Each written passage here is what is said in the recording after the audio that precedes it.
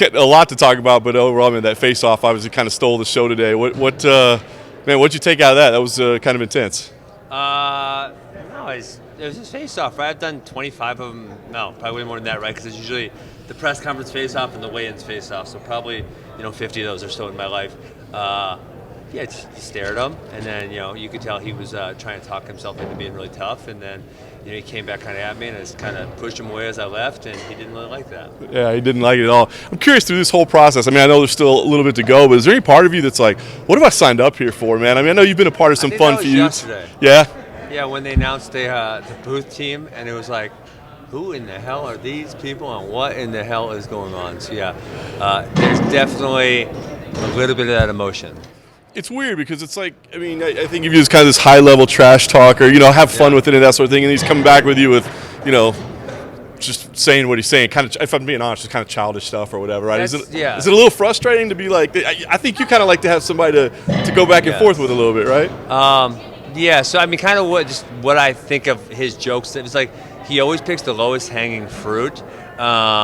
There's not really any high-level thinking or high-level trash talk. It's just like literally the lowest level of stuff. That's like the Masvidal thing. It's like, what do you think I've not seen the Masvidal knee like a billion times? Like 100 responses to every tweet I do has that GIF on there, or is it a meme? Whatever the fuck it is, right? And so it's like, I don't know if you thought that was going to bug me.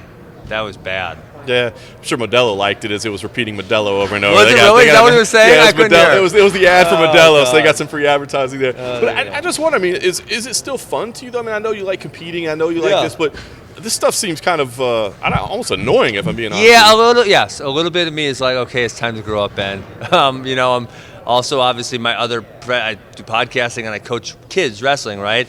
And so there's a little bit of it. It's like seems like really, especially with him, right? Really immature and childish, and I don't know. This just seemed like too fun of an opportunity to pass up. So that was why I said yes. And obviously, I'm being compensated well, so that's nice too. But yes, this stuff is probably a thing of the past for me, or getting close to being a thing of the past. I always say, like I was talking to somebody the other day about.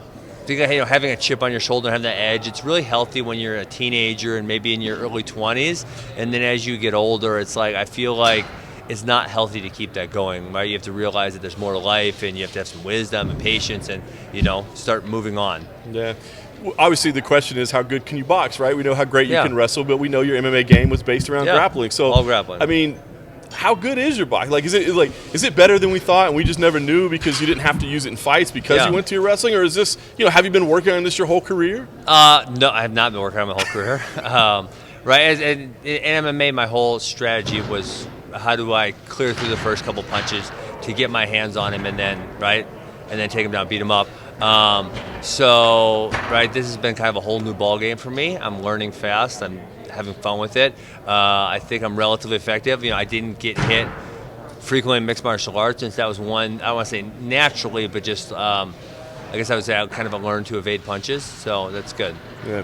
Last thing I'll say, I know they want us to wrap up, but a lot of people are looking at you as like putting the sport of MMA on your shoulders. Like, hey man, you got to go in there and represent for us. Yeah. Are you cool with that? Do you feel like you are doing that? I just don't really see it. I mean, a lot of people are trying to put, especially Jake's really trying to push that narrative, right? And I think maybe it's because he wants to counter fight or whatever it is, right? And that's why I laugh, because he says he's in this forever. But really, he's probably in it for like a couple quick paychecks, and then he'll be out. But he's selling to the public as though he's in it for a while. So, yeah, he's a goon. I don't know. I'm done with that. Yeah, he's a goon. Cool. Thanks, man. We're looking forward to the fight.